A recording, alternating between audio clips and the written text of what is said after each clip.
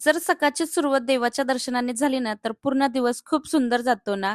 तर तुम्हा सर्वांना नागपंचमी आणि श्रावण सोमवारच्या खूप खूप शुभेच्छा. तर आज सकाळी मला ना देवाची पूजा करायची होती म्हणून सकाळी 6:00लाच उठले होते.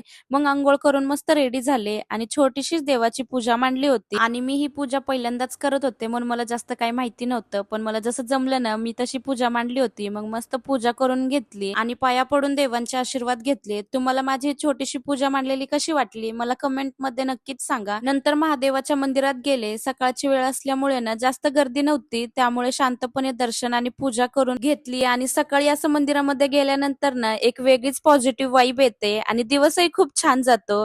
नंतर घरी आले तर सिम्बा पण माझ्या मागे मागे खाली आला होता. मग त्याला मी वर घेऊन आले आणि आधी खिचडी बनवायला घेतली आणि मस्त अशी खिचडी बनवल्यानंतर ना आधी ह्यांना नाश्ता दिला कारण ह्यांना लवकर जायचं होतं. मग ह्यांनी नाश्ता केल्यानंतर मी पण नाश्ता करून घेतला आणि आज दिवस असा गेला.